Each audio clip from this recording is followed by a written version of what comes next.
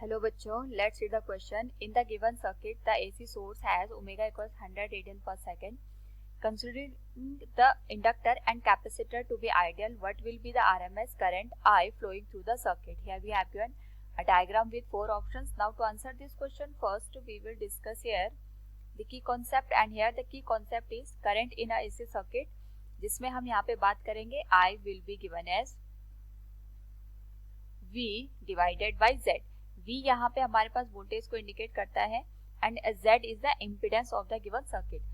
साथ में हम यहाँ पे यूज करेंगे, अगर हमारे पास कैपेसिटर गिवन होता है, कैपेसिटर के केस में हमारे पास जो करंट होती है वो लीड करती है as compare to the voltage by 90 degree. हम ये आइडियल कैपेसिटर की बात कर रहे हैं.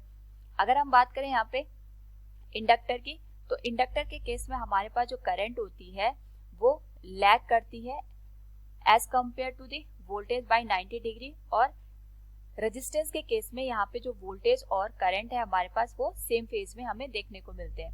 इसी का यूज करके हम इस क्वेश्चन को यहाँ पे सॉल्व करेंगे. साथ में यहाँ पे हम यूज करेंगे इम्पीडेंस का. इम्पीडेंस हमारे पास होता है फॉर गिवन RL सर्किट और RC circuit, that will be given as square root of R square plus 1 upon omega C का स्क्वायर प्लस ओमेगा L का स्क्वायर. नाउ यहाँ पे अगर हमारे पास RL से सर्किट दे रखा है तो हम इस फॉर्मूले का यूज करते हैं. अदरवाइज जो भी हमारे पास एलिमेंट मिसिंग होता है उसको हम यहाँ से एलिमिनेट करके इम्पीडेंस की वैल्यू कैलकुलेट कर सकते हैं. इसी का यूज करके हम इस क्वेश्चन को सॉल्व करते हैं. नाउ यहाँ पे हमसे क्वेश्चन में पूछा गया है करंट की वैल्यू, टोटल आई करंट की वैल्यू हमें चाहिए, वो भी RMS. जो वोल्टेज हमारे पास यहाँ पे दे रखी है वो RMS वैल्यू को ही यहाँ पे इंडिकेट कर रहा है. यानी हमारे पास जो V RMS की वैल्यू है दैट विल बी 200 वोल्ट.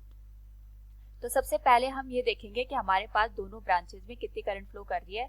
यहाँ मान लेते हैं I1 करंट फ्लो कर रही है और यहाँ पे I2. क्योंकि हमारे पास यहाँ पे इंडक्टर और कैपेसिटर का यूज हुआ है तो जो टोटल करंट I होगी that will be the resultant of the I1 and I2. लेकिन हम दोनों को यहाँ पे डायरेक्ट मल्टीप्लाई नहीं करेंगे क्योंकि फेज का यहाँ पे रिलेशन आएगा. तो हमारे पास जो I की वैल्यू होगी that will be the sum of the vector sum of the I1 and I2. तो I की वैल्यू कैलकुलेट करने के लिए सबसे पहले हम I1 और I2 यहाँ पे कैलकुलेट करेंगे. और I1 की जो वैल्यू होगी, क्योंकि दोनों जो ब्रांचेस या पैरेलल में है वोल्टेज के, that will be given as voltage 200 divided by impedance of the first branch. इसका जो इम्पीडेंस है वो हम Z1 के बराबर यहाँ पे कंसिडर कर लेते हैं, क्योंकि हमारे पास यहाँ पे जो सर्किट दे रखा है वो XL और XC का कॉम्बिनेशन है. तो हम इसको यहाँ पे Z से इंडिकेट कर लेंगे एंड Z1 से इंडिकेट कर लेंगे. एंड Z1 की जो वैल्यू होगी that will be given as square root of, जैसे अभी हमने यहाँ पे डिस्कस किया था, R square plus 1 upon omega C का स्क्वायर. तो हमारे पास जो वैल्यू बनेगी, अगर हम इसको यहाँ पे सॉल्व करें, this will be given as R की वैल्यू 100 है तो 100 का स्क्वायर आ जाएगा यहाँ पे 10⁴.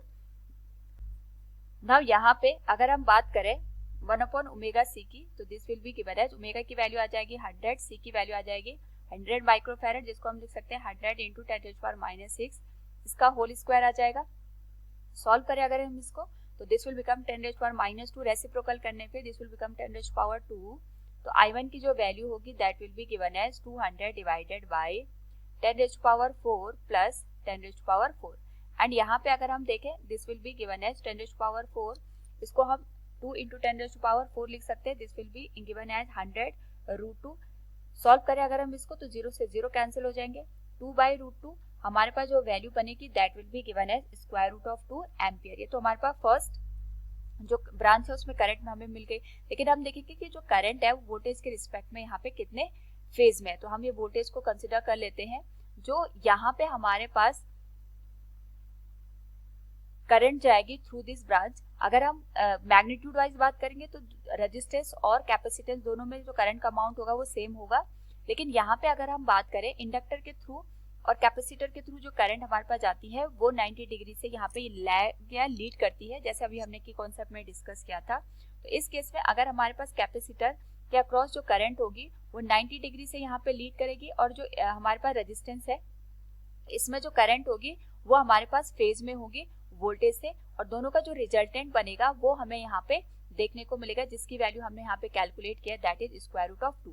लेकिन क्योंकि हमारे पास यहाँ पे करंट का अमाउंट सेम है तो ये वोल्टेज के साथ यहाँ पे 45 डिग्री के एंगल पे इंक्लाइन होगा एंड ये यहाँ पे लीड करेगा, क्योंकि यहाँ पे हमारे पास जो कैपेसिटर है कैपेसिटर की वजह से जो यहाँ पे हमारे पास करंट होगी वोल्टेज के रिस्पेक्ट में वो लीड करेगी। इसी तरीके से हम यहाँ पे बात करेंगे I2 के। I2 will be given as V divided by Z2।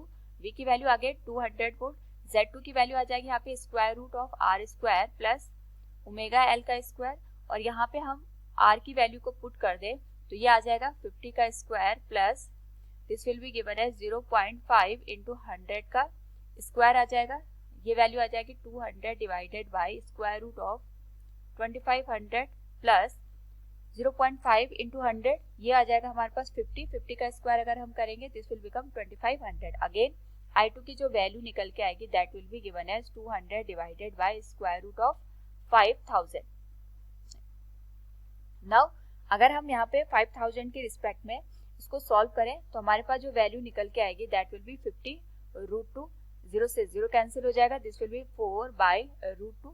Solve करें अगर हम इस होल वैल्यू को this will be given as 2 root 2 ampere. लेकिन साथ में हमें ये भी ध्यान रखना है, अगेन जैसे अभी हमने डिस्कस किया था, वोल्टेज के रिस्पेक्ट में जो इंडक्टर है उसमें जो करंट होगी 90 डिग्री से यहाँ पे लैग करेगी, लेकिन रेजिस्टेंस भी हमने साथ में यूज किया है तो उसके करस्पॉन्डिंग जो करंट होगी वो सेम फेज में होगी, तो दोनों का जो रिजल्टेंट बनेगा क्योंकि मैग्नीट्यूड में तो सेम है वो हमारे पास यहाँ पे 45 डिग्री से लैग करेगा with respect to the voltage.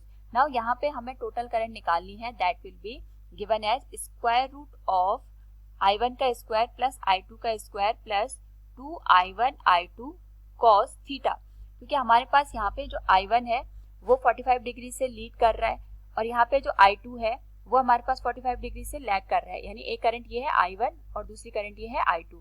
ये 45 डिग्री है, ये 45 डिग्री है, इन दोनों के बीच का जो एंगल होगा 90 डिग्री आ जाएगा।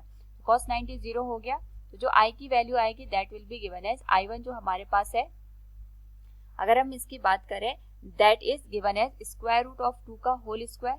I2 की जो वैल्यू है दैट इज 2 रूट 2 का होल स्क्वायर, तो ये वैल्यू बनेगी 2 और ये बनेगी 2 2 जा 4 2 जा 8, इसको हम लिख सकते हैं स्क्वायर रूट ऑफ 10 एम्पियर। और स्क्वायर रूट ऑफ 10 की वैल्यू अगर हम यहाँ पे देखें this will be given as 3.16 ampere. So from the given question हम यहाँ पे कह सकते हैं option B will be the right one. Hope all you understood it. Thank you and best of luck.